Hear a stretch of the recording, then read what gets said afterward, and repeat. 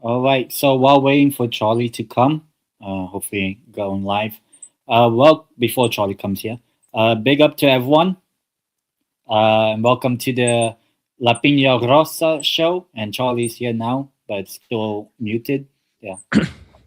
There we go. We're back. Sorry, just had to quickly get something. Yes. Sorry for the lateness. Yeah, we are back. We are back, guys. La Piña Rosa. Definitely a more happy show than the one we did earlier, because the one we did earlier is just simply depressing because it's about Spurs and Newcastle, and both are just in the trenches. However, with our other clubs, seemingly seem to be on a completely different trajectory right now. So both teams, both winning over the weekend. I think that's the second game week in a row where both Depor and Palermo have won, of course, across the two leagues.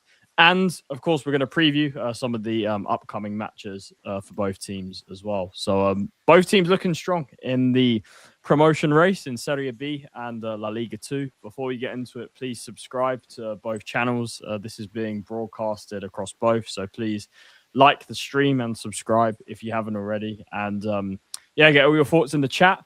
As I say pretty much every show, will either or both of these teams get promoted come the end of the season? That is, of course, the big question that we try and answer every sort of show, pretty much. But yeah, I guess we'll start things off. Obviously, big up to 10 every single time. Of course, Deportivo fan. Let's start with Deportivo. Another win for you guys. Finally, a home win after quite a while. You guys obviously have been struggling at home generally, so it was obviously an important win. 2-1 at home to the team that Real Madrid couldn't beat, Albacete. So I guess beating Albacete isn't for everyone. Depor did something that Real Madrid couldn't do in the Copa del Rey, and that was beat Albacete. Great goal, to be fair, from Jeremy Hernandez. That is a great finish. Obviously, the own goal, I mean, it's probably a bit of a terrible own goal from them, to be honest. Obviously, they get back in the game. You hung on in the end, albeit you probably should have got that third goal with some of the chances you had. But ultimately, it was I mean, fair just as well. That consolation goal was great, like overhead kick from Obeng. So fair play to them. But luckily for Depor, it didn't matter.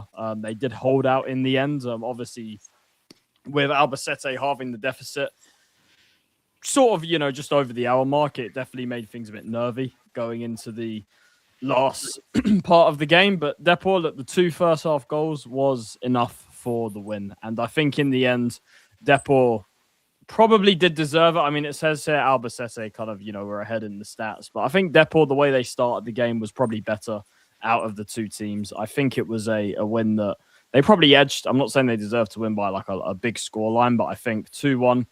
Probably a fair result for this game. Definitely a massive improvement from Depor at home. Obviously, we know they've struggled generally this season. And in terms of the two lineups, here they are, people, so you can see them there.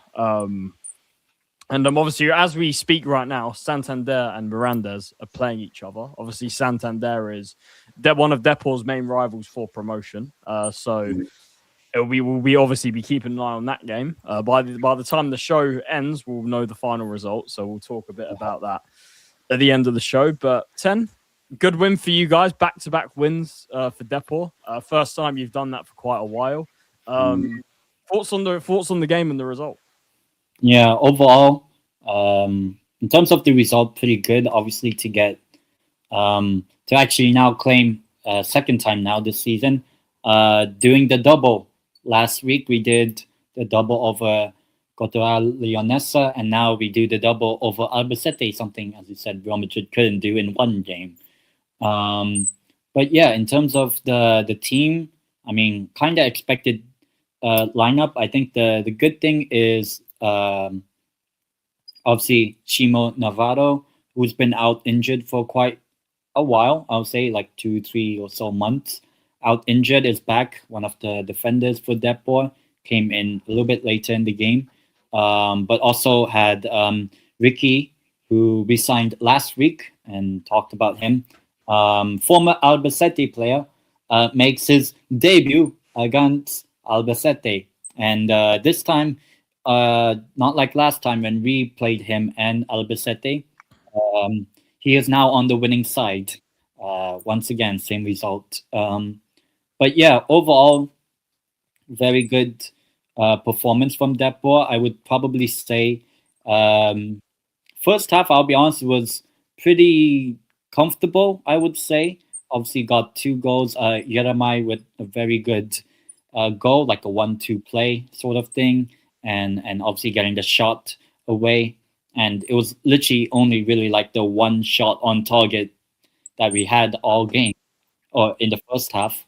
You were clinical. I didn't think. I thought you were I thought you probably deserved to be ahead. I didn't think Albacete, from what I saw, they didn't really do too much in the first half. Yeah, and I think credit to the team for the first time in a while being at least 2 goals up in a game, and then obviously the own goal, Villar. Unfortunate from him, but pretty good finish, I would say. Caught the goalkeeper out, I would say. But yeah, and then in the second half, would I say it got a bit nervy? Yeah, I would say so. I think Albacete had more chances than Depor, so we were kind of holding on. And obviously, they scored really good overhead kick, more or less. It's not the most spectacular overhead kick. Decent overhead kick. Yeah. It's an overhead kick's an overhead kick. So yeah. Not as good as Magotene, but but I would say. Did you see Magotene against Genoa? Oh, did he score a hat trick or something? No, he scored a brace. Well, cannot wait for the World Cup, Brazil, Scotland. Yes. Anthony the Goat, who scored the winning goal against Atleti. But yeah, for this game against Albacete, I would say it's obviously a pretty good result, even though we weren't the best. However, I do think that I feel like we have to start being a little bit more clinical. I would say obviously the own goal did help us, because when you think about it, we had 12 shots and 1 on target, and that 1 on target was Yeremai's goal, and obviously the other one was an own goal, whereas Albacete had at least 4 shots on target. Obviously they scored 1, so that was good for them in terms of the stats. But I think overall we were more of the better team in terms of keeping the ball and all that. But obviously, we should have been a lot better in terms of like being more clinical. Maybe, to be honest, we should have killed the game off. We could have even made it 3-1 literally by the end of the game. Right at the end, yeah, that should have gone in. That chance. Yeah, I don't know how he didn't just, if he stuck a leg out, could have scored Militieri. So, but ultimately it didn't matter. That's the Frosinone in him. Yeah. We'll speak about Frosinone in a bit, but and unfortunately for Dionisi. But I would say for this game, it's a good result for Deportivo, because I think, to get back-to-back wins for the first time in like I think since November, when we had like a 5-6 game winning streak. So that's pretty good, I would say. Obviously, when you think about it, 3 of the last 4 Deportivo games in La Liga have been wins, with 2 of them being away, so pretty good. and it's a little good bounce back for Depor. And obviously, need to look ahead to the upcoming games when it does come. But overall, pretty good performance from us. But yeah, in terms of the Very still close between all the way from like 6th to like 1st, 2nd. It's extremely close. Even what, 9th right now? No, exactly. Like Depor are 2 points from 2nd, and still technically 1st if Santander end up drawing, but they're still, only 3 points from dropping out the playoffs. It's mad. Like when we talk about Serie B, it's like completely different. This is a crazy league, La Liga 2.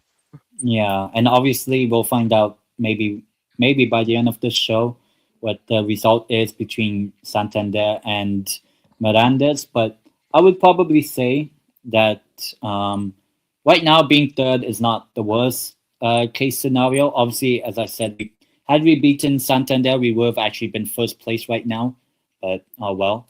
And obviously, the last 2 games were against teams that you would probably expect us to beat. Obviously, we beat Leonessa and Albacete, teams that we've beaten earlier in the season, and we did it again.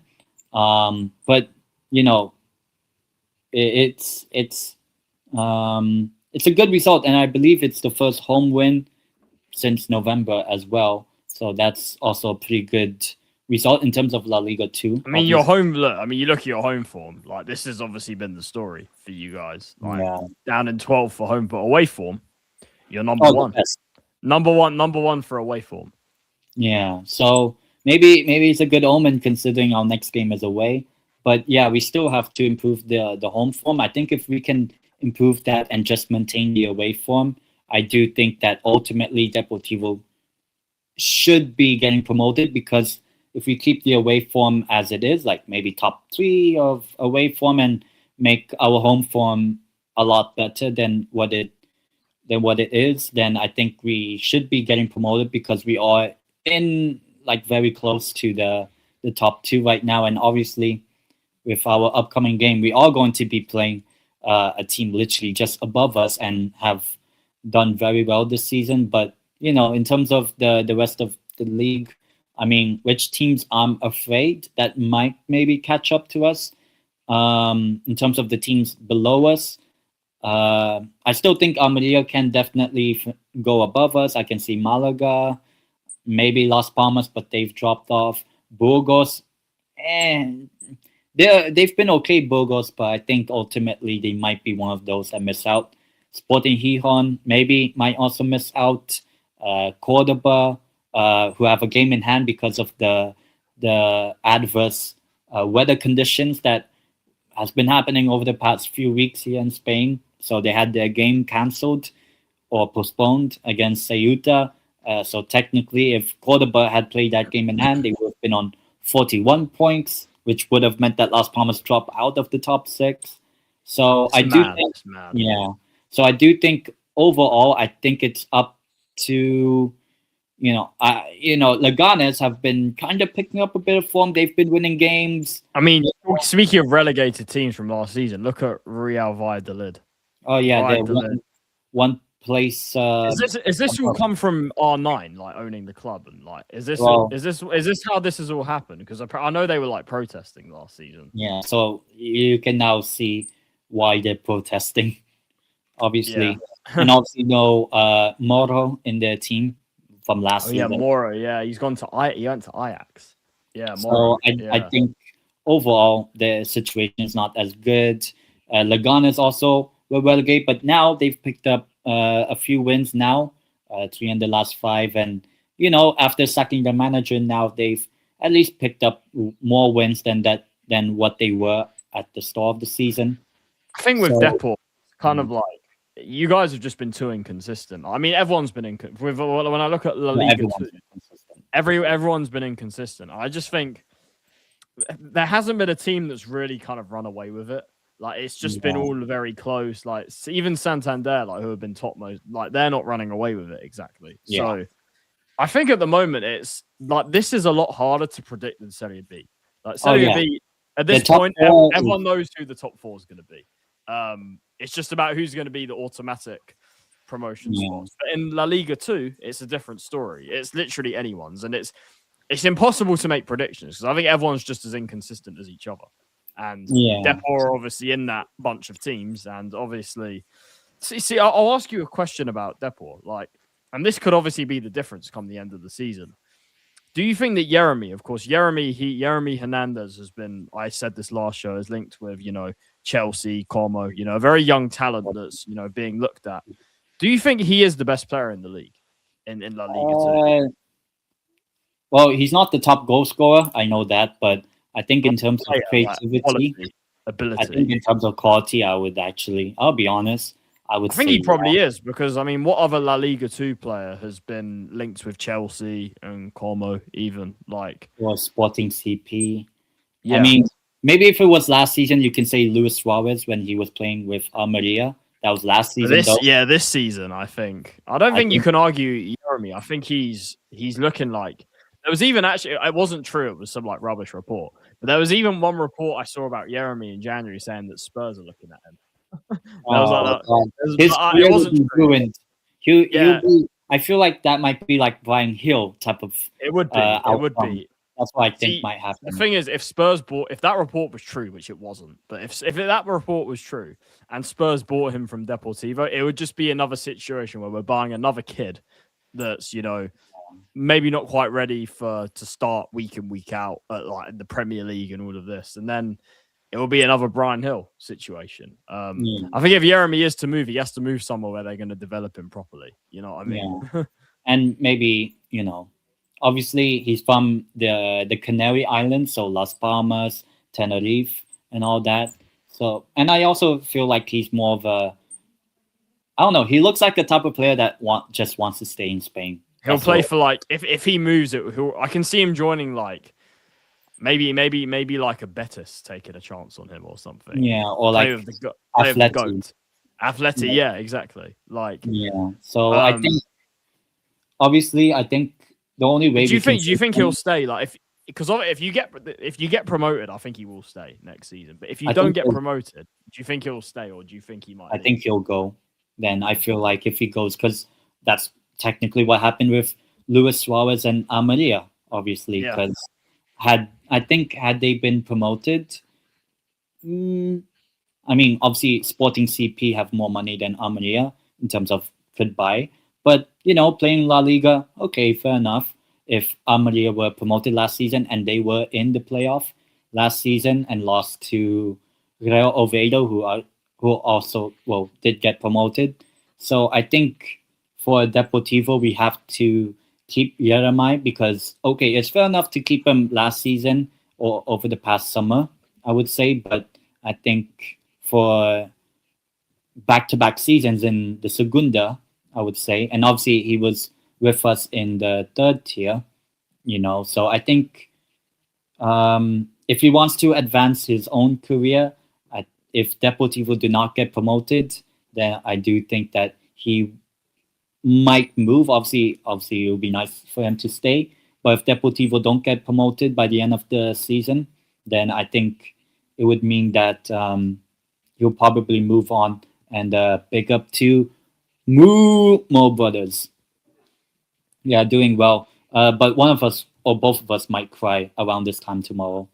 But we'll find out. But for the other players like David Mea, Mario Soriano and all that, I think they've been pretty good as well for Depor in most games. But I think Jeremy is, I would think, the best player. I think obviously you saw from this game, a 1-2 and a very good goal from great him. Great goal. Yeah, this guy, he's a very talented player. Every time I've watched him, he looks great. He's that kind of player. So yeah, we'll see. That maybe Strasbourg Steve can't name.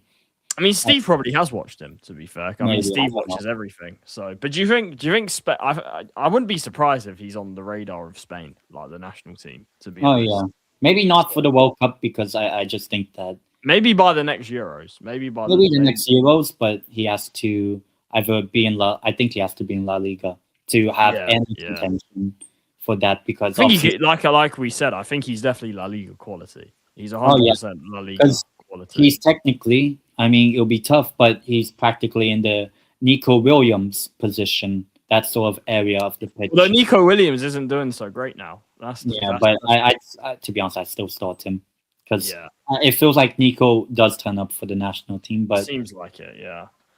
Which is good for me.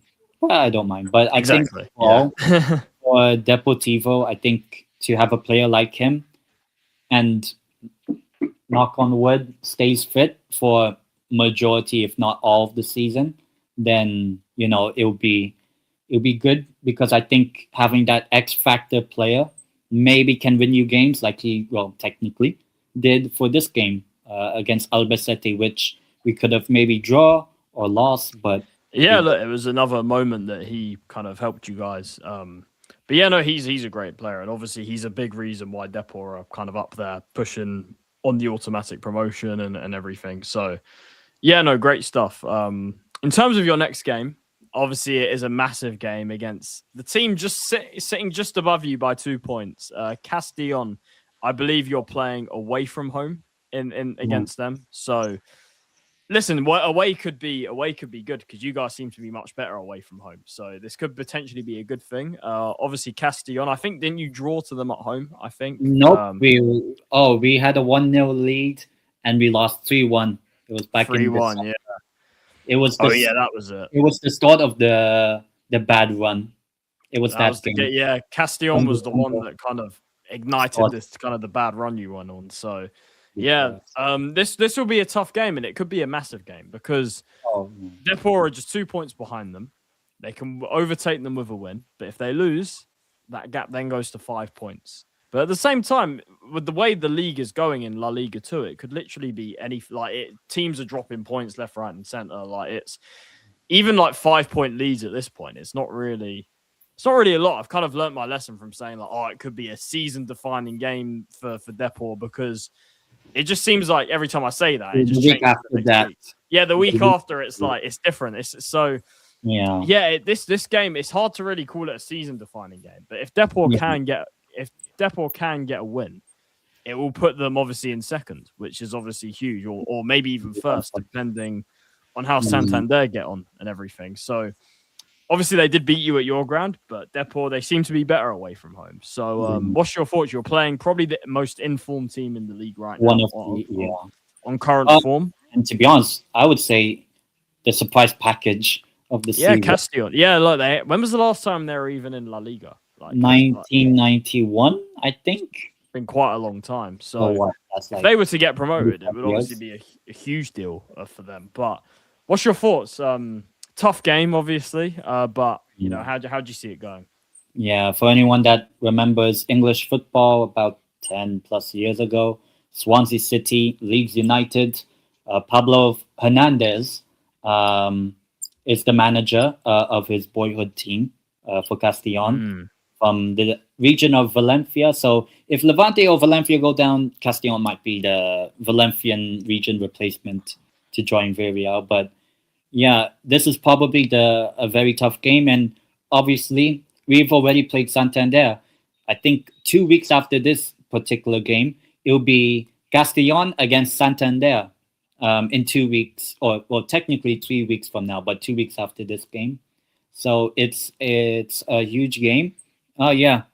He's the manager of Castellón now. Pablo Hernandez, he's doing well. I'm guessing this is probably like one of his first like managerial jobs. Yeah, so he's doing well because he only recently retired. So and look where they are now. And this was 2 years ago. This was the not really the promotion decider. This was more of like the third tier championship final because it's split into two groups. Deportivo won Group 1, Castellón won Group 2, and play each other for to be like the champions of the third tier. But both got promoted anyway. So there is that little bit of history, even though it didn't matter that much because, I mean, both got promoted anyway. It's just whoever wins the trophy, and obviously based on the history of Deportivo, win trophies, unlike Celta. That's true. We'll see. We'll see if they actually win something. But Celta might win the Europa. They're gonna knock Villa out. no, Villa will win Yeah. both games. But yeah, I think obviously this game actually does produce a lot of goals. I mean, the past 7 meetings since June 2023. So the last 3 years, 2.5 years. There's not been a 0-0. There's been a draw, a 1-1, which was last season. But literally, this game or this matchup always produces goals. So, I mean, in terms of what you could predict this any sort of scoreline because it could be anyone's. And to be honest, there's the last time any team in this particular fixture kept a clean sheet was June 4th, 2023, in the Primera Ref or the third tier promotion playoff at that time, which Deportivo eventually lost 4-4 on aggregate, unfortunately. But obviously, now we're both in the second tier, so it didn't really matter in the end. Obviously, this could matter right now. Obviously, I would say this is probably the toughest fixture of the season, or at least the run of games we're on, because I feel like after this game we host Eibar. I'm not sure if I would or will, but I might go. Deportivo against Eibar. It depends on the weather. And then obviously after the Eibar game, we have Sociedad B away, and then we have Granada at home, Ceuta away, Zaragoza at home, and then those are all kind of like games that have to be like 3-pointers, surely. Most of them, yeah. So this one is probably, I wouldn't say obviously a promotion decider, but I do think by the end of the season, I think both Castellón and Deportivo will be in the top 6. I don't know if both will be promoted together. I mean, it would be quite coincidental. Oh, both got promoted together from third tier to second tier, maybe from second to first tier. You never know. It's almost like the same story with Malaga. Malaga and Depo got relegated together, again to the third tier, got promoted together to the third to second tier. And look, Malaga have done pretty well this season. So, yeah. So I think, Castellón, Deportivo, always high scoring game. It's going to be tough. In terms of a prediction, it could be a high scorer because it just seems to be like that every single time. I mean, this season 3-1 for them at our ground. Last season 2-2 draw away, but we beat them 5-1 at home. And then in that sort of final playoff for the trophy or whatever, we beat them 2-1 and 4-2, both home and away. So like 6-3, not 6-7, 6-3 on aggregate. And then you had that promotion playoff semifinal, which did matter, 1-0, but then lost 4-3 and got knocked out on aggregate or by penalties, if I remember. So this always produces a lot of goals, so I wouldn't be surprised with that. So in terms of a prediction between Castellón and Deportivo, I mean, it's going to be tough because Castellón, considering where they are in the league, good atmosphere, will be a tough ground. Black and white, so one of the only few times I won't support black and white stripes, I would say. But I'll go just, I don't know. Maybe our away form continues, but we only kept one clean sheet since December in the league, which was the Leonessa game last week. So in terms of a prediction, I'm going 3-2 for... I don't know. I feel like I might be disappointed. Castellón. Oh, man. You think they'll take 6 points this season? Yeah. I'm saying... I'm going to play it safe. I'm saying a draw. I think it will probably be quite high scoring, considering the way both teams play. But I'm going to say 2-2. 2-2 between Castellón and Depor. I think it could go either way. I would take it. I think Yeah, For 2-2 kind of keeps you it's not just the really- 2 points. It keeps you just the 2 points behind, which is obviously very sort of reachable and stuff. But yeah, I feel like if we stink the place out, we're going to lose because they are very very attacking this yeah. season. So I They, think if they, I guess if they pin you back, they'll eventually. Like, they're way better than Albacete, Leonessa, like 10 times better. Like they are. Yeah, I'm not hyping them up yet. They're on great. Castellón, they're on great really form. good this year. Really good form. Like they are the surprise package for me at least this season. So it'll be tough. I'll take a draw, but I'll just I think you've drawn obviously a lot of these, like Las Palmas you drew, Almeria you beat, to be fair, but you're you're not losing a lot apart from like Santander. You're not losing a lot of the bigger games, so I think maybe that could play into your favor. And obviously, if we lose, Castellón still have to play Santander 2 weeks after that. So it will change. Yeah, the table can change. Just this stuff, like I said with La Liga 2, it's just it's impossible. I've given up trying to predict whether Depor will get promoted or not. It's like it's very hard to say. Like it's literally 1 week it changes. The next, like remember there was 1 week Depor went from like first to like 8th within like a week. Or something. In the space of like 2-3 games. It's crazy. It's crazy. So Liam and Zero about Millwall. What's that? Yeah, wouldn't that be funny if Millwall get promoted? Yeah, and Spurs get relegated. Oh man.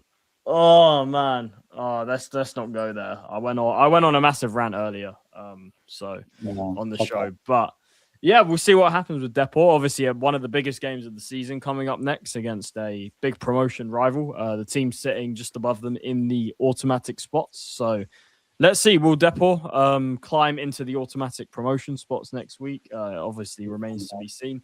But yeah, La Liga 2, like I said, extremely tight, very unpredictable. The table is literally like can shift multiple ways each week. So very hard to predict. Whereas in the case of Serie B, it's a lot more, not for the top 2, but for more the playoffs and the top 4. It's a lot more set in stone, which at the moment that is, which we will talk about now. Of course, Palermo with another win. That is now 11 games unbeaten in Serie B. We are on the longest. 5 in a row. We haven't. That's what we got to do now. We've again I said about the unbeaten run. A couple too many draws against Avellino, Mantova, which we should have won. But 11 unbeaten because Frosinone lost. This is now the longest unbeaten run in the league. 11 games unbeaten. We are on the longest unbeaten run. And that unbeaten run continued with a win over none other than Dionisi himself. Dionisi was humbled once again. Of course, our ex-manager that did an absolutely terrible job last season and was completely just gaslighting the fans with every press conference. Palermo humbled him once again. And that is, of course, Empoli. 3-1 away from home. Now 3-2 at home at the Barbera. This was a very interesting game because this was not a usual sort of Palermo game for this season. Usually with Palermo, a lot of our wins have been either 1-0 or, maybe more comfortable like Bari last week, 3-0. Empoli, they're not obviously everyone knows they were in Serie A last season. For those that don't know, they've had a massive turnover. They literally don't have any players that they had last season when they got relegated. And clearly what's happened this season is they've kind of haven't really gelled. And plus they've got a terrible manager in charge now. So that's definitely not helping them whatsoever. But Empoli, I'll be honest, right? They were well in this game. If I'm being really honest, not just by the score, obviously 3-2, it looks like it, but watching this game, looking at the stats, they did have more shots than us. Funnily enough, they did have more shots. And Palermo were obviously very clinical in this game with 3 shots on target, 3 goals. Not like I said, not a usual sort of Palermo game. Obviously, we have the best defense in the league this season. Conceding more than 1 goal for us is rare. Like, it is rare that we concede more than 1 goal. And obviously, luckily this time we ended up winning the game despite obviously conceding those 2 goals, especially at home. Like, we've barely conceded, apart from like Monza. I don't think we've ever conceded more than 1 goal at home this season in any game, apart from Monza. So this was obviously a bit of a strange game, you could say. In terms of the lineups, obviously the blow was Palermo being suspended for this game. Obviously, Giassi came in place of him in the front three. The rest of the lineup, pretty much as expected. Magnani was back from his injury. He ended up coming on at half time for Ceccaroni, who got booked. Peda starting where I thought Magnani would be. Apart from that, pretty much the lineup I expected. Obviously, there's Empoli's team as well. They have our ex-goalkeeper in goal as well. Obviously, he ended up getting on the back of an own goal. Obviously, for those that follow Serie A, recognizable players like Lovato in there. Obviously, was at Salernitana and Atalanta for quite a while as well. Obviously, new signing Dennis Johnson on the bench came on in the 56th minute. Magnani, like I said, coming on at half time amongst other subs as well. So, those were the teams, and it was a crazy game because what was crazy going into this was Empoli hadn't scored for like 3 games. Like they were really sort of struggling to score goals, and Palermo had still even after this game have the best defense. I've been saying this. Our defense is fantastic. Our defense now with Magnani coming back into the club as well. This defense is amazing. Like it is as rock solid as I've ever seen a Palermo defense. Like it's night and day from last season. Last season we couldn't defend for shit under Dionisi, the manager that we beat in this game. So it's a complete breath of fresh air that Inzaghi has come in and he's completely changed the fortunes of that defense from last season. Obviously the signings of Bani massively help. He's obviously been the linchpin in that defense. But yeah, like I said, as you can see here, Empoli did score in the first 5 minutes. Rare. I've been saying our defense is so good, but in this game, I don't think it was. I think this was one of our worst defensive performances because Empoli obviously got that goal. It took us a while to get going in this game. It's fair to say. Like we didn't come out the traps particularly great. Obviously, they scored from a corner, very sloppy defending. They actually could have gone and got a second goal. They had a few moments. Salvatore Elia. Obviously, another ex-player for Palermo on the Empoli team. He was causing us problems down the right-hand side. So, listen, it was definitely not a clean game for Palermo, and definitely not a clean half. Because at half-time, if we're being totally honest, obviously we did go and get that equaliser. We did start to kind of play ourselves into the game. Giassi, unfortunate not to get the goal. It went down as an own goal for Fulignati. Unfortunately for him, obviously he's our ex-goalkeeper as well from back in the day. So obviously a shame for him, but it was a good, you saw it, Ten. It was obviously a really good hit from Giassi. It hit the post and then bounced off the keeper's like back basically. So an unfortunate own goal, but it was obviously a great shot that led to it. And at that point, like we were slowly getting better. The goal came. Didn't take us a lot to kind of crack through Empoli, which isn't a surprise because they have been pretty horrific at defending this season. So it wasn't a surprise that it wouldn't take a lot to sort of break them down. And then after that, I'll be honest, like for that, if I'm being really honest, that first half, probably 1-1 was fair. I think, in fact, Empoli edged it in quite a few areas. Not by a lot, but I think they did just about. Albeit Palermo, definitely at the time we did score, we definitely deserved to be level. We were definitely improving as the game went on. But Empoli definitely had chances. Joronen had to make that save as well just before half-time. So, yeah, 1-1, probably fair at half-time. And I was hoping for a big second half. I was hoping that Inzaghi would get into them and, give them the boost that he's definitely given our team in most games this season. And we did that. Obviously, we come out completely different to the first half. We literally came out on fire in the second half. You saw Peda hit the inside of the crossbar and the ball somehow, I don't know how we didn't score. Like it was obviously I think it was Agello, great cross. Peda somehow doesn't score. Literally bounces off the bar onto the line and that they somehow clear it. But Palermo, we were relentless. And who else but Poyampalo? Poyampalo, the best striker in the league, the top goal scorer in the league, gets another goal. This was a really good goal, actually. It was a nice cross, obviously passed back across. Who was it that got? I forgot who got the assist. Who was it? Le Duron, I think potentially.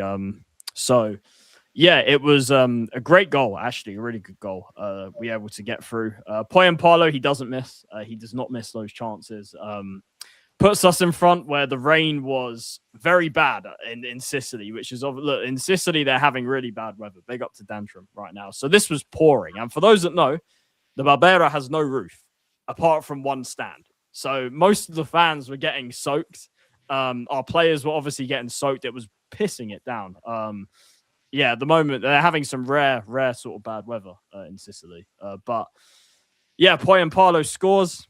At that point, you know, the game was surely ours. Yeah, facts. See, look, a couple of times Dionisi thought he was going to take something from this game, but it just didn't quite happen because the second half, Palermo were much the better team. The second half, we fully, after kind of a dodgy first half, we got a grip on the game. We were controlling it, especially after we got that second goal. We looked the team that could go and get that third goal. Obviously, Dennis Johnson, I have to talk about his performance, his debut. What a debut that was. I thought he was fantastic when he came on. He really showed, you know, why when he was in Serie B, he was obviously one of the best players in the league. And he came on and looked great. He was absolutely brilliant. And to be fair, it was a great debut. You know, it's definitely more than I expected for his debut coming on in the second half. And yeah, I can't wait to see more of him. I think that he'll probably start against Sampdoria tomorrow, which obviously we'll talk about that game. But Dennis Johnson definitely made a big impact. Obviously, we literally scored like a minute after he came on. He came on at, minute 56. We literally scored like a minute after he came on. So already playing his part, making an impact. We score. He definitely played a part in the build-up to that, I remember. But then we get pegged back. Again, I don't know where our defense was today. Or not today, on Saturday. I don't know where our defense was because obviously Empoli, they make a few subs. And it was Cisse who came on. Cisse and Eboué come on. To be fair, it was a good finish. Like, we let them get in behind too easily down the right-hand side. Candela, I think it was. Way too easily. We let them get in behind. And obviously, it takes a couple of ricochets, and then Eboué finishes it. And it's great goal. But at that point, it's frustrating because you're thinking, like, are we going to be able to, again, sort of pull ourselves back, you know? Because we were doing well. We had control of the game. We were doing a lot better. And then they kind of hit us from nothing almost. And, you know, 2-2 after kind of getting into the lead. You know, it wasn't looking great. We had a penalty shout for a handball that went to VAR, but they ended up not giving it. I personally, if I'm being honest, I think it was the correct decision not to give it. I don't think it was much of a penalty. The Empoli player, I can't remember who it was, he didn't know anything about it. Like, his hand's like here, and the ball, like, he's not aware of it. I don't think it's a penalty personally. I think that was the right decision. But then, literally a couple of minutes later, we get a Stonewall penalty after Bani was fouled in the box off the back of a corner. High foot, clearly taken out. And yeah, the clearest penalty you'll see after going from definitely a very questionable one if it was given to a completely Stonewall penalty that we definitely deserve to get. And Poyampalo puts it away. Poyampalo, no doubt he doesn't miss. He does not miss. And this is why he is the best striker, the top goal scorer in the league with another brace. And that goal won us the game, albeit we have to talk about Joronen. Joronen with arguably the save of the season. Because Empoli, literally, there was like about 8 minutes of stoppage time because there was a big delay with some injuries from them during the second half and the VAR check. A lot of stoppage time. And I was worried because, listen, usually I have full trust in our defense, but today our defense wasn't exactly doing... It wasn't exactly at its best. Let's just say that our defense definitely wasn't at its best in this game. So I was a bit worried. I'm like, look, we've conceded more chances today than we usually do. Is there another moment for Empoli with the amount of time? And it almost came after the free kick, which came back off the wall. And then they have a shot from the edge of the box. And then Joronen somehow sticks his hand out, basically. He's literally falling. He literally has to stick his hand out from, like, this isn't really showing it the best way, but, like, go and watch it. Just go and watch it. That save is just unbelievable. Like, it is a top save. And Joronen, I have to talk about. For all of the transfers like Poyampalo that we've signed in recent times, like some of the summer ones like Bani and Agello, these guys, Joronen needs to be talked about more because he was on a free transfer. He was actually signed as like an emergency signing because all of our goalkeepers got injured at the start of the season. So he actually wasn't meant to be signed originally. We obviously got him on a free transfer after leaving Venezia, kind of like a panic sort of emergency signing because of our injuries we had at the start of the season with the goalkeepers. And Joronen has been fantastic. He has been absolutely brilliant. Like, he has made some crucial saves. When he needs to be called upon, he has been brilliant. And this was another moment. One of the best saves, and it literally won us 3 points. Like, that save, like, it's one of those shots where he's more likely to not save it than save it. And somehow he was able to save it and make it look pretty comfortable as well. Like, he just kind of stopped it and then caught the ball. Like, but it's a lot harder than it looks. I can tell you that. And it saved us 3 points. It really did save us at the end because, you know, that shot was, you know, 9 times out of 10, I think that goes in. That shot from the edge of the box, genuinely. So, yeah, overall, a great piece of goalkeeping from Joronen at the end. Saved us the win. But overall, I think Palermo did deserve to win the game. I think Empoli, that maybe a draw would have been fairer for them. But I think overall, Palermo, there was more quality. The quality was clear. Poyampalo Jonsen, when he came on for his debut, he was really good, like I said. The wing-backs, Agello had a great game. Overall, defense that we need to, you know, sharpen up like we have been for most of the season. We can't be conceding as many chances as we did in this game, especially to Empoli, who hadn't scored for 3 games before this. So definitely something we have to improve on. Obviously, I'm really excited to see Magnani come back into the team. I'm pretty sure he will start on tomorrow against Sampdoria. Obviously, Palumbo will come back in as well. But yeah. Overall, a really important win for Palermo. As you can see, these are the stats. 3 shots on target, 3 goals. What can you say? Very clinical. And Poyampalo doing what Poyampalo does, which is score. But like I said, Dionisi, as Dantrum says in the chat, Dionisi takes another L off of Palermo this season. You can only imagine if you go and watch some of the clips from the game when his name got announced, the whole stadium was just whistling, boo, whistle. Like, I can't whistle like that, but it was crazy. Like, when his name was announced, like when they were doing the teams, like it was nuts. Like, I can tell you that. But this was a massive win. This was a game Palermo had to win. We saw earlier in the day that Frosinone, who were the team that I did say to everyone was more catchable than Venezia, they ended up losing to Venezia, who Venezia, if I'm honest, they look the best team right now in the league. But Frosinone, on the other hand, I've been seeing cracks in them for quite a while now. Even though they kept this unbeaten run going, they drew to like Entella. They only scraped past Reggiana, who aren't doing well whatsoever. Palermo and Venezia, like I said, have overtaken Frosinone. Monza, who I think... Monza, they're winning games, but they're kind of like... I didn't think they deserved to beat Avellino, if I'm being honest. I really didn't think they deserved... I think Avellino were definitely hard done by that. So I'm thinking Monza, I can't see them going on the type of form that Venezia are. Frosinone, like I said, I'm seeing cracks, and I think they are catchable. And now they've dropped out of the automatic spots after basically being top the whole season. And now Palermo have closed the gap to just 3 points. 3 points now from second spot. And this just shows you, despite obviously Serie B being a lot more kind of like fixed than La Liga 2, like we've talked about, as you can see, there's a big gap between Palermo and Cesena, a 7-point gap from the top 4 to the rest, essentially. But I did say this, that Frosinone can be caught. Venezia, I'm not sure. Venezia, I can't really see them slowing down right now, if I'm honest. But luckily, there's 2 automatic promotion spots. And I think even with Venezia, it's still 6 points. Like, 6 points can be caught. I just think Venezia are less catchable than the other 2 that are above us, Frosinone and Monza.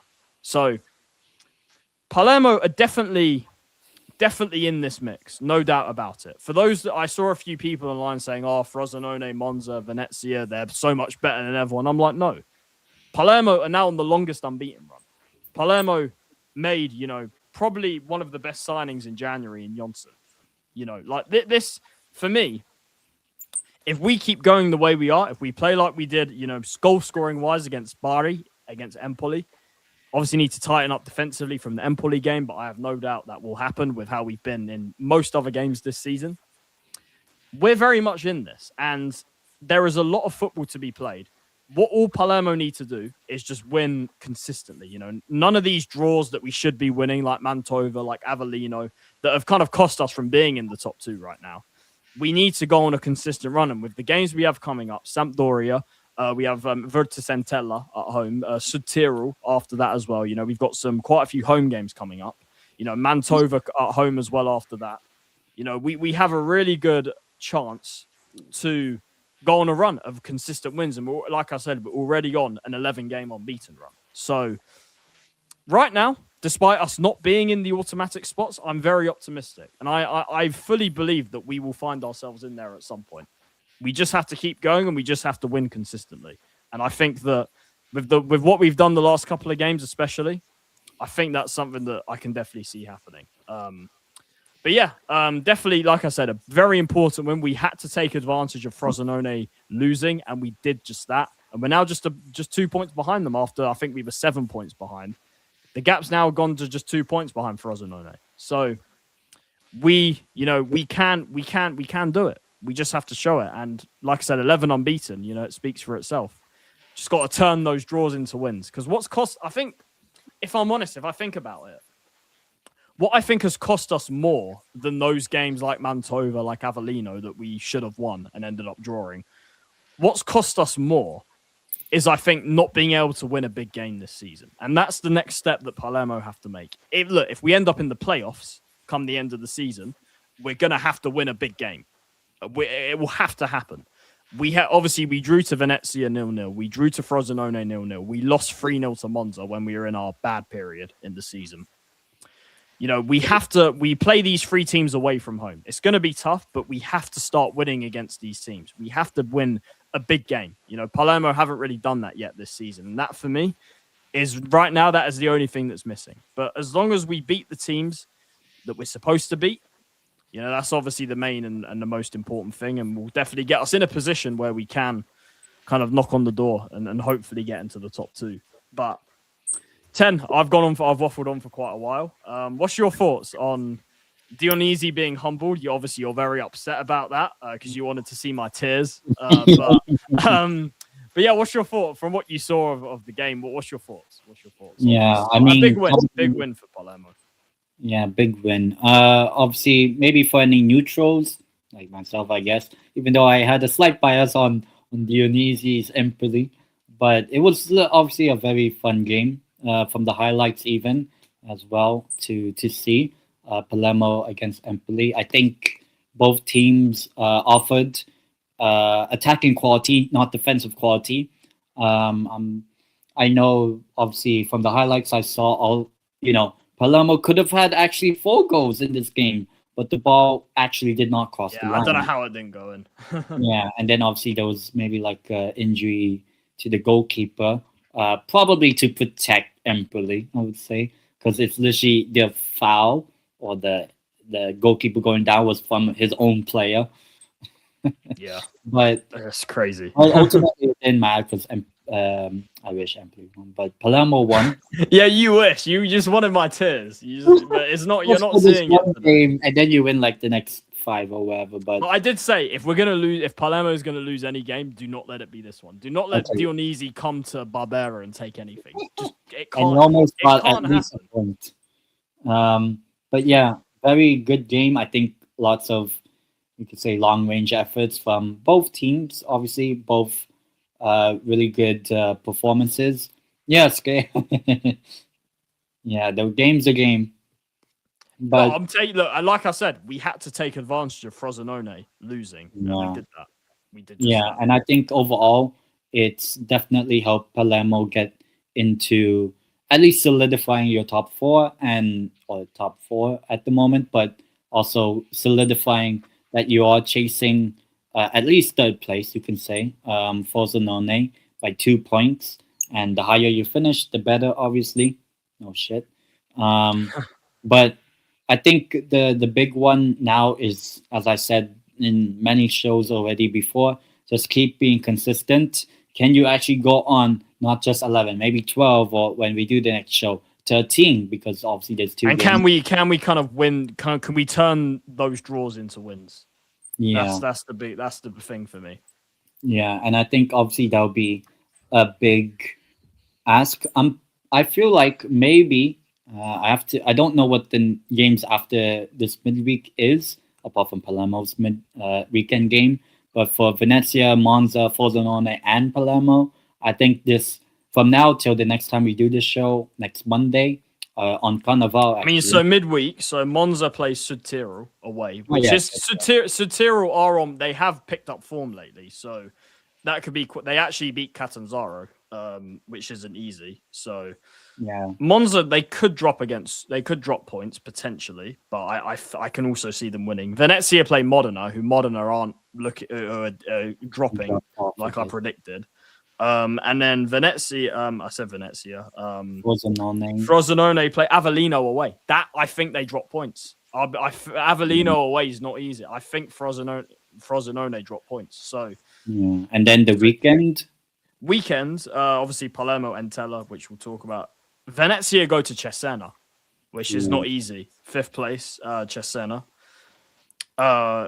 Frosinone go to Spezia, which I think they do win, to be honest. Spezia are really struggling. And then Monza play Juve Stabia, which the thing with Juve Stabia is Juve Stabia are much better at home than and Monza are at home. So I think, it is unpredictable. Like I said, Frosinone drew to Virtus Entella the week before, which nobody saw coming. And I think they might drop points to Avellino, potentially. Yeah. I think this week, if all of the top 4 win their next two games, then it also does solidify that top 4, but it also makes the competition very tough because it's 4 teams practically all being perfect now. Yeah. Because one mistake means you're in the playoff by the end of the season. So I think there's very little for all of these teams, apart from maybe Venezia, they can maybe get away with 1 or 2. There's very little especially for Monza, Palermo, Frosinone.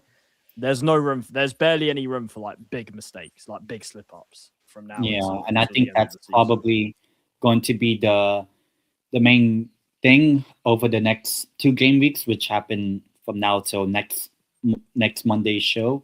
So I think that's probably going to be the big talking point ahead of the next 2 games. And just a score update: Santander are winning, so they're against Miranda, who are bottom. But with the Empoli game, like you saw that save at the end, right? Oh yeah, good save at the end. I watched that save. That was like crazy, man. Yeah, maybe in like 1 or 2 years, Tottenham Hotspur, we'll probably get him. But didn't Vicario come from Empoli? He was. We did sign him from Empoli, yeah. Vicario, so maybe, or Manchester City, because I know. Yeah, but Joronen, he's old. He's very sidetrack. Yeah, but Joronen's old. Like he's quite old. Like he's 30 plus. I don't know. I can't remember exactly, but he's definitely older than 30. So yeah. But, and also, did you know Joronen was actually at Fulham once? He was on the books at Fulham back in the day. So the only Finnish goalkeeper I remember back in the day, obviously there's Kovar that used to play for Leverkusen, but Hradetsky. Hradetsky. No. Oh yeah, Hradetsky, not Kovar. Who's that one from Was it Bolton? Or West Ham? Yes, Linen. Oh, I thought you meant Bogdan. Because he's Hungarian, I know. Oh yeah, Hungarian. But basically, it's we've got the 2 Finns are doing the business for us. The two Finns they're winning us a lot of points. Yeah, they are finishing off a lot of teams in this 11-game stretch. So you never know. Oh yeah. That's what I meant. I remember this from West Ham. Yeah. I don't see Monza Frosinone being consistent though. True. I said that about Frosinone. I did say this a couple of weeks ago. I did say that I can see them dropping off. Monza, I feel like are getting the rub of the green at the moment. I feel like they're getting. I'm not saying they don't deserve to kind of win these games, but like they're getting a little bit fortunate. They're getting a lot of penalties, and that you know, it's kind of like the way I see Monza right now. They kind of, if I was to, for those that obviously don't follow Serie B a lot, if I was to make a comparison to like the Prem or something, they're probably like, remember,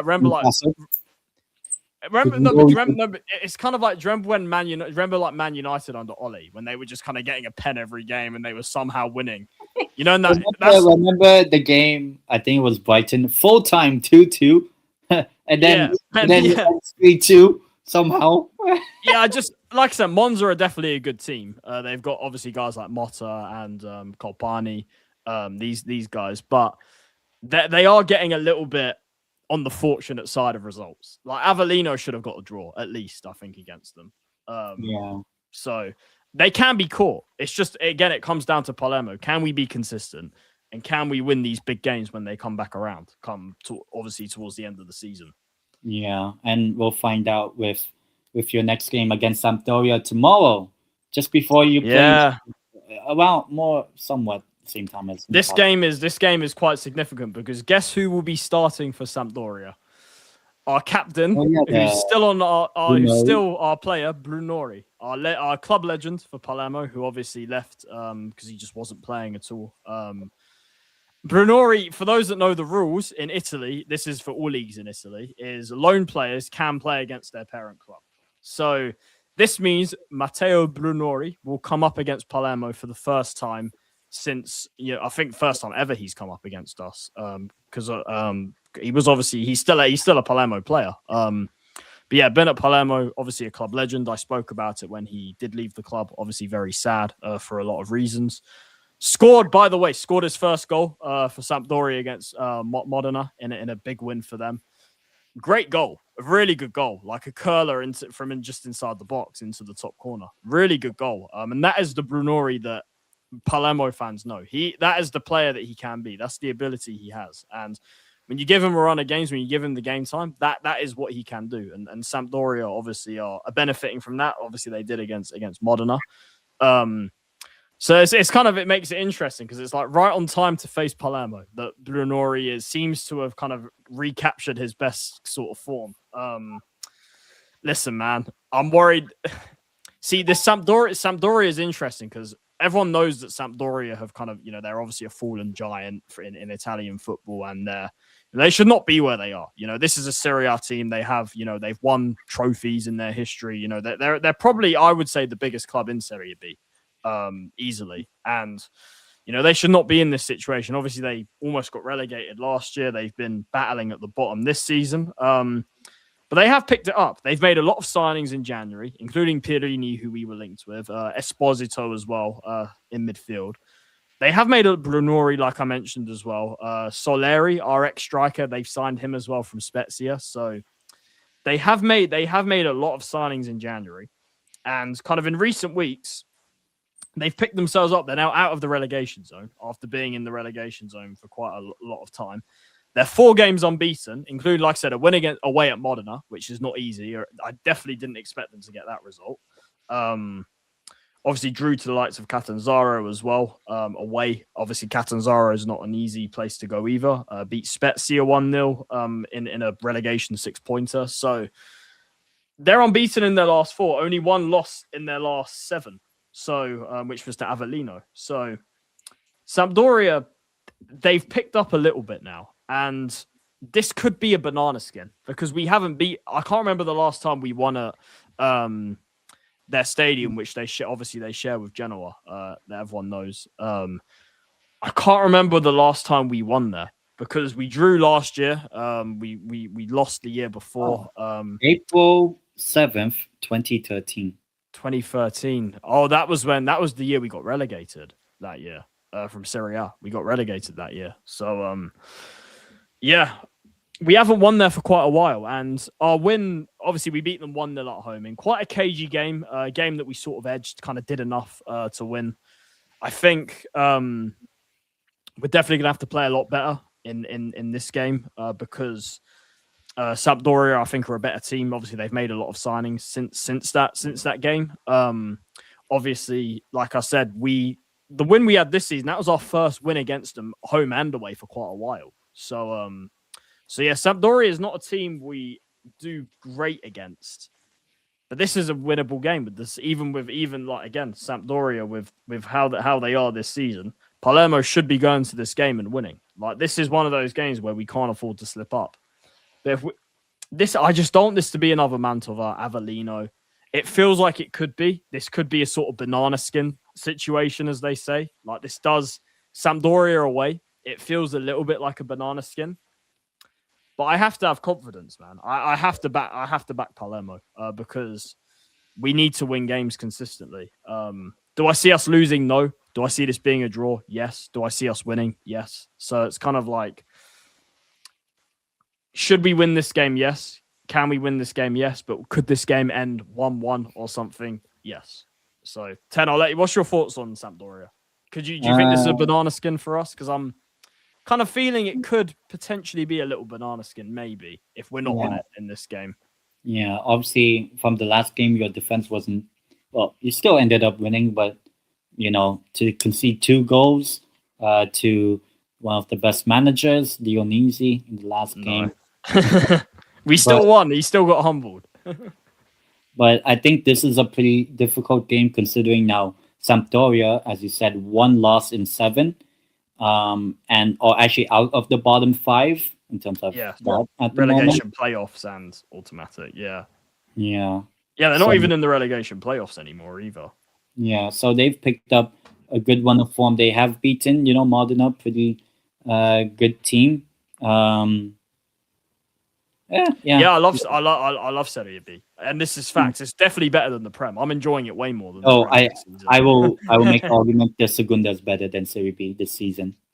That's fair, but I think both. I've enjoyed both more than the Prem. Oh yeah, definitely the Premier League. But maybe tomorrow I'll enjoy the Premier League. Who knows? Oh God. But yeah, I think against Sampdoria, obviously as you said, historic club. And with a historic Palermo player, technically still is. No, he's a legend. He is a club legend, Brunori. He's technically still our captain because he's still on our books. So obviously, Bani is the captain for the second half of the season, but Brunori is still on our books. So technically, he is still kind of our captain. Could I am worried because do you see if you watch his goal against Modena, I'm like, that is Brunori that was in his prime at Palermo. Like I am a bit worried because he has sort of, that was his first goal and it was a great goal, just in time for this game. What? What would be funny? Let's just say by the end of the season, Palermo don't get promoted. And why is that? Like you miss out by 1 or 2 points. Imagine it's because of this particular game. Oh man. Or Brunori's just scoring an equalizer or something. I'm like, oh man. You know what? Just for the fun. And also, maybe there has been games where Palermo have kind of like, maybe you might lose or something, like those sort of draws or whatever. Maybe this Empoli game, the last one, maybe you could have lost, but you ended up just having more quality and ended up winning. So, you know what? Because it's also away, why not? I am going to go for Palermo to score 0 goals. No, actually, I'll say 1 goal. Poi and Paolo. And Sampdoria to score. And guess who gets both goals? Brunori. Is that honestly what you think is going to happen? Is that your honest prediction? Actually, they have been on a good run of form. Yeah, they have. They, like I said, the signings they've made in January have helped, definitely. So I could see it being a draw, or they could actually snatch a win, not because of Brunori, but it would be much more fun if it is Brunori. Like imagine on the same night. If it is, I'm gonna start getting messages from you. It's just gonna... well, actually, it will all depend on what happens later that night. Yeah, Spurs, Newcastle. So tomorrow night could actually be probably a generational one. Oh man, it's going to be intense. The only one is Deportivo's not playing tomorrow, but it could be, what do you call this? If my what do you call this? Fantasy. First up, Sampdoria win because Brunori scores the winning goal. Maybe Please, no. 99th minute winner. And then Newcastle Spurs, Newcastle win, whichever way. Maybe also 99th minute winner from the ex-Spurs player Trippier for some reason. No. And then that will be like the worst night ever. And then later that night, because it will kick off a little bit later, West Ham United versus Manchester United, and former Newcastle man Callum Wilson scores the 99th minute equalizer against Manchester United. If that Brunori scores and wins the game, I don't know, Trippier scores and wins the game for Newcastle, and then later that night, ex-Newcastle player Callum Wilson scores for West Ham against Man United to make. Could you imagine all of these things happen? Oh, that would be glory. But to be honest, if I can only pick one if I could only pick one to happen, obviously I want it to be the Newcastle one. But tomorrow could actually be generational. Tomorrow could be really good or really bad. I mean, yeah, even for the online people with the United. The thing is, like I said with Palermo, this Sampdoria game, part of me can smell a Mantova and that Avellino. I can kind of smell it, but at the same time, I'm confident. It's weird. Like I'm in two minds. Like this could be another Mantova or Avellino, or this could be a big away win. Like Empoli earlier on in the season, Bari just last week. It could go either way. I'm just very undecided. I'm very torn, to be honest. But like I said, I don't see us losing.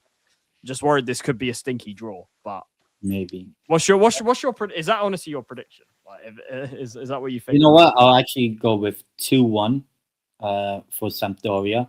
I'm not actually just okay. Yeah, I mean, I said you think our unbeaten run ends? Yeah, and also because it would be 12 wins, 8 draws, 4 losses if it was to happen. So 4 and then up by 4. So maybe it's a good I don't know Fabio Bacci sequence. Not really, but you get what I mean. So I think I'll go Bruno. Imagine Sampdoria get a penalty last. Yeah, he'll probably take him, or obviously they got Coda as well. But depending on who's on, because they both don't usually start. Like one of them will take it. If Brunori's on, he'll probably take it. So. Imagine he smashes it in, and he misses. He helps his club by missing. He helps his parent club by missing. Well, actually, if I was the manager, I would not put Brunori on that penalty. But imagine he scores the penalty, like the last-minute winning penalty, and does a knee slide. No, he won't. Trust me, he won't. He's not that guy. He is. Listen, too many scenarios. This is all hypothetical, and I just pray what you're saying doesn't happen. Or imagine he scores from the halfway line. Oh, we're not doing this. No, we're not doing this. We're not doing this. Listen, I think, I mean, if all these scenarios happen, man. But in terms of what I honestly think will happen, big up to Pro Clubs Baller as well. Big up every single time. In terms of what I think will happen, like I said, I can smell a bit of a draw here, which would not be good. But I have to back Palermo because this is a game we should win. If we play like we did against Bari, if we can create chances like we did against Empoli, we should have too much for them. I'm just hoping that it's one of these games where at Sampdoria, we're not playing them at a great time. I'm just hoping that our quality is enough in this game and that we have enough to get over the line. So I'm going to say 2-1. 2-1 Palermo. But I am a little bit skeptical. Like, this game does feel like a bit banana skin type thing. But at the same time, I am confident. It's weird. I'm kind of pessimistic, but also optimistic at the same time for this game. And I'm going to back Palermo to win and continue our unbeaten run. So, 2-1 to Palermo. I think we'll hopefully have enough quality to get it done. But we'll see. We'll see. Like I said, this will be a hard game away at Sampdoria. Harder than what it would have been earlier on in the season. So, 2-1 to Palermo. I'm backing us to get it done. Yeah, and we'll see how that goes. And I mean, afterwards, there is still another game to preview. While most people are going on dates and love is in the air, On Palermo Valentine's. are hosting Virtus Entella. Yes. And Virtus Entella. let's see if there is a bit of. I'm not sure. I think it's the same in Italian. What is it? Se amo, which I Yeah. think means I love them or love him or whatever. But Palermo Virtus Entella. We actually, do you know what's really funny is that game we away from home we drew 1-1. That was during our like bad run, but it was actually the game that started this long unbeaten run that we're on. That draw away to Virtus Entella was the one that started this unbeaten run, despite that being at the end of our like bad patch this season.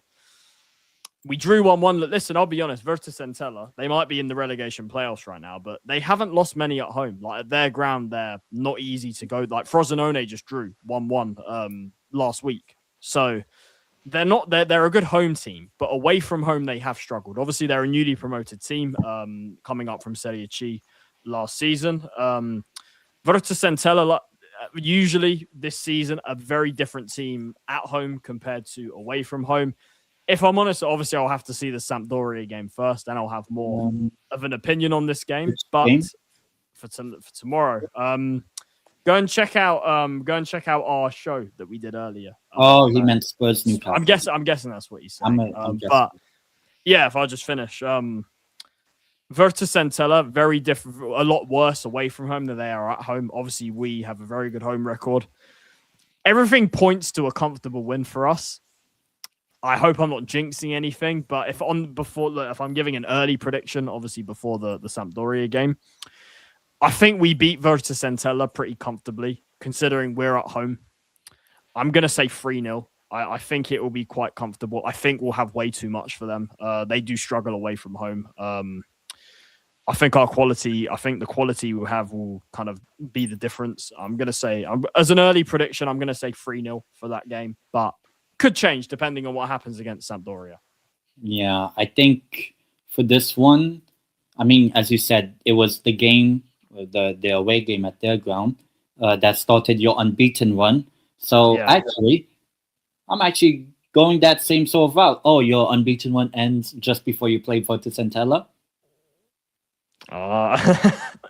So I will go with a victory for Palermo because I do think your home form. I believe at the moment you are the best home. Yeah, with the best home team. Yeah, we've lost one game, which was obviously that Monza disaster.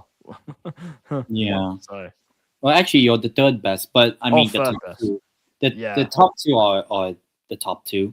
So I think because when I look, Virtus Entella, they are actually the second worst away team. Have yet to win an away game all season. They're even worse than same with Empoli. Empoli, I don't think, or did they? Oh yeah, they did. They did. Empoli. But yeah, no. Virtus Entella have not. Yeah, they haven't won an away game along with Pescara this season. Yeah. So I just think it all points to it. I mean, there's no. What is there like a Doctor Palermo? I don't know. No. I'm not. I don't want to jinx anything, but I do think we beat Virtus Entella. And I surely. Even though tomorrow will be generational, Saturday might see my tears. Maybe with Newcastle losing to Villa. But I think for Palermo against Virtus Entella, I'll do you one better, 4-0. Look, we've had some big. Obviously, Pescara was 5-0. Calarese was 5-0. We've had some big scorelines at home. I'm just hoping that it's another one. Yeah, I think we'll see. Let's see what happens against Sampdoria first tomorrow. That's definitely going to be a very important game. So we'll see. But yeah, I guess that pretty much concludes the show. Of course, yes, there will be 10 tears maybe tomorrow. There'll probably be my tears tomorrow. But we'll find out about Spurs. Someone's going to cry. Let's just say I'm about 100 times more confident in Palermo winning than Tottenham tomorrow. We'll find out, yeah. But yeah, we'll find out. But yeah, I guess that pretty much wraps up the show. Covered everything for this week on La PIÑA ROSA, of course, about Palermo and Deportivo. Both teams very much in the chasing pack for the automatic promotion spots in their leagues. Obviously, both desperate to get promoted this season. Both, have some big games coming up, and we'll see how it all plays out. But yeah, Ten, big up as always for coming on. Any final words? Tomorrow night, tomorrow evening or whatever. Generational. Whatever happens. Tomorrow could be quite a wild day for football in terms of my team. Well, I would say for international fans, obviously, it'll be what happens with this game, which doesn't involve either of our clubs. But actually, in a way, it does involve your club because it does because of how shit we are in the Prem. Because of how terrible Spurs are. You'll be like, come on, glory, glory. Let's just say I hope not Thomas, but I hope the United Strand will be getting his haircut tomorrow. So yeah, that's how low you've stooped in terms of Spurs supporting. But yeah, I went on a massive rant earlier on the show. So if you guys watching, if you want to check that out, just go to Year of the Bird that we done earlier, and you'll see my thoughts on Spurs. Yeah, about 6, 7. Obviously, I'm much happier with how Palermo's doing, but we'll see. We'll see what happens. We'll get excited for that. Obviously, for anyone still watching, we are doing another Year of the Bird show on Thursday, as we usually do, reviewing the Newcastle Spurs game and literally just Newcastle games because Spurs don't play until the North versus South London derby. Yeah, I agree. Yeah, you're right. That's facts. That's facts. But yeah, in terms of Deportivo Palermo, obviously always on Monday, and we'll see if all of our games, the upcoming games, ends up as wins, that actually would be good. And let me just check.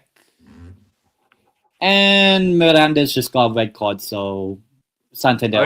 Santander about to win, so not great. I think they will because it says right here that Miranda's have one shot on target. So yeah. Oh well, maybe next week we'll catch up to them more. But yeah, I guess we'll wrap it up here. I don't know if you have anything more to say. Yeah, no, just apart from big up the chat, big up to everybody that tuned in today, big up to everyone watching. Subscribe to both channels if you haven't already. Please like the stream as well. And yeah, big up, guys. We will see you on Thursday for Year of the Bird again. So yeah, big up, guys. Take care. Yeah.